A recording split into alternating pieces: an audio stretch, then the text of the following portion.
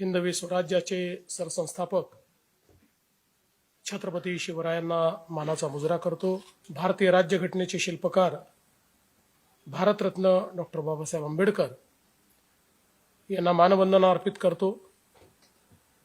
देशाच्या रक्षणाकरता ज्या सैनिकांनी आपलं बलिदान दिलं त्या सर्व सैनिकांच्या प्रती कृतज्ञता व्यक्त करतो आणि आजही जे देशाचं रक्षण करतायत असे सर्व आमचे सैनिक किंवा विविध क्षेत्रात काम करणारे माजी सैनिक या सर्वांना नमन करतो। आज सशस्त्र सेना ध्वज दिनाच्या निधी संकलन कार्यक्रमामध्ये मंचावर उपस्थित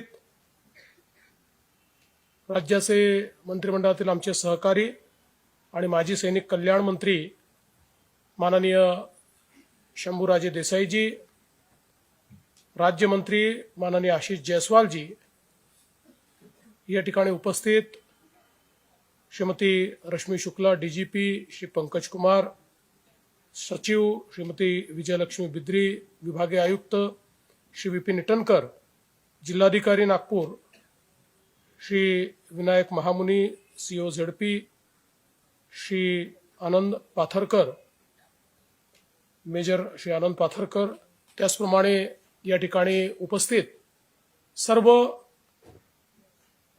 या कार्यक्रमाकरता आलेले आजी माजी सैनिक, त्यांचे कुटुंबीय, वीर माता, वीर पत्नी, सर्वच उपस्थित भगिनी आणि बंधूंनो, आज आपण सशस्त्र सेना ध्वजदिन निधी संकलनाचा शुभारंभ या ठिकाणी केलेला आहे। मगाशी या दिनाचं औचित्य आणि त्याचा इतिहास आपल्यासमोर मांडण्यातच आलेला आहे। खरं म्हणजे भारतीय सेनेचा इतिहास हा अतिशय उज्ज्वल आहे आणि भारतीय सेनेने ज्या ज्यावेळी आवश्यकता पडली त्यावेळी आमच्या सैनिकांनी, अधिकाऱ्यांनी प्राणाची बाजी लावून आपल्या देशाला आणि देशाच्या सार्वभौमतेला वाचवण्याकरता आपल्या तिरंग्या झेंड्याची शान या अबाधित राहिली पाहिजे याकरता प्रसंगी आपलं जीवन देखील त्या ठिकाणी दिलं। आणि म्हणूनच आपल्या देशामध्ये आज सर्वाधिक सन्मानाने जर कोणाकडे पाहिलं जातं तर ते आपल्या सेनेकडे, आपल्या सैनिकांकडे पाहिलं जातं। कारण आमचे सैनिक आमच्या देशाला सुरक्षित ठेवतात, म्हणूनच आमचा देश विकसित होऊ शकतो। आपण सगळे शांतपणे आपलं जीवन जगू शकतो, आपल्या जीवनामध्ये प्रगती करू शकतो। आणि अशा या सैनिकांच्या खडतर जीवनामध्ये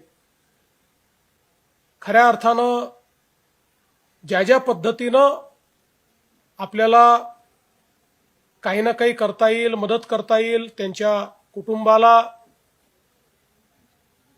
अनेक वेळा त्यांच्या पश्चात जे काही कुटुंब असतं त्या कुटुंबाच्या ज्या काही विविध बाबी असतात त्यामध्ये कशा पद्धतीनं मदत करता येईल या संदर्भात अनेक वेगवेगळ्या प्रकारचे इनिशिएटिव्ह हे माजी सैनिक कल्याण विभागाच्या वतीनं घेतले जातात।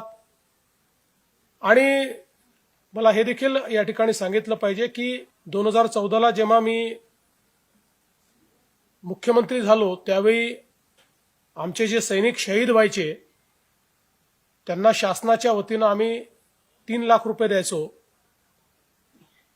खरं म्हणजे शहीदांच्या जीवाचं मोल हे पैशात करताच येत नाही, पण त्यांच्या कुटुंबाला आधार मिळाला पाहिजे या दृष्टीनं पहिल्यांदा ते मी मुख्यमंत्री असताना 25 लाख रुपये केले आणि त्यानंतर 1 कोटी रुपये हे आम्ही सैनिकांना देणं सुरू केलं, त्यांच्या परिवाराला देणं सुरू केलं। परिवाराला जमीन असेल, वेगवेगळ्या प्रकारे जी काही मदत करता येईल ती केंद्र सरकारच्या वतीनं तर होतेच, पण राज्य सरकारच्या वतीनं देखील ती करणं आपण सुरू केलं. आणि मला अतिशय आनंद आहे की आत्ताच आपण ज्या सैनिकांच्या पाल्यांनी उत्कृष्ट असे मार्क्स मिळवले, ज्यांनी चांगलं काम केलं, त्यांचा सत्कार या ठिकाणी केलाय. मला असं वाटतं की हा जो काही सशस्त्र सेना ध्वजदिन निधी जो आहे, हा निधी अतिशय सत्कारणी लागणारा निधी आहे. आणि मला याही गोष्टीचा आनंद आहे की आपल्या सेनेच्या प्रती जो काही भाव आहे त्याच्यामुळे आपण बघितलं की अनेक लोक हे त्या ठिकाणी कोणी आपला व्यवसाय सांभाळून दर महिन्याला पैसे देत आहे, कोणी आपल्या पेन्शनमधनं त्या ठिकाणी पैसे देत आहे.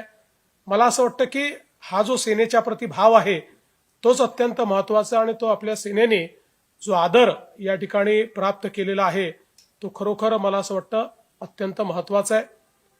आपण सर्वांनी बघितलं की आज ऑपरेशन सिंदूरच्या माध्यमातून भारतीय सेनेने संपूर्ण जगाला आपली शक्ती दाखवलेली आहे. आणि आता जगातल्या शक्तिशाली देशांमध्ये भारत आणि भारतीय सेनेचा समावेश होतो, ही आपल्या सर्वांकरता अत्यंत गौरवाची गोष्ट आहे. आणि म्हणून भविष्यात देखील आपल्या सेनेच्या, आपल्या सैनिकांच्या कुटुंबाच्या पाठीशी आपण उभं राहावं. आणि हा जो काही आता निधी संकलनाचा कार्यक्रम आहे याला जास्तीत जास्त प्रतिसाद मिळावा. मी विभागीय आयुक्तांचं आणि जिल्हाधिकाऱ्यांचं अतिशय मनापासून अभिनंदन करतो की नागपूर जिल्हा आणि आपला विभाग हा या निधी संकलनात महाराष्ट्रामध्ये अव्वल राहिलेला आहे. सर्वाधिक निधी संकलित करण्याचं काम हे या ठिकाणी झालेलं आहे. आणि जी काही त्या ठिकाणी टार्गेट होतं त्या टार्गेटपेक्षा जास्त निधी हा जमा करण्याचं काम केल्यामुळे त्यांचं देखील मी मनापासून अभिनंदन करतो. आणि या कार्यक्रमाच्या माध्यमातून सर्व समाजाला विनंती करतो की सर्वांनी या सशस्त्र सेना ध्वज दिनाच्या निमित्ताने हा जो काही निधी संकलनाचा कार्यक्रम आहे त्यामध्ये आपापल्या परीनं जे होईल ते कॉन्ट्रीब्यूट करावं आणि हा निधी अधिक मोठा, अधिक बळकट करावा. पुन्हा एकदा सर्वांना नमन करतो आणि माझे 2 शब्द संपवतो. जय हिंद, जय महाराष्ट्र.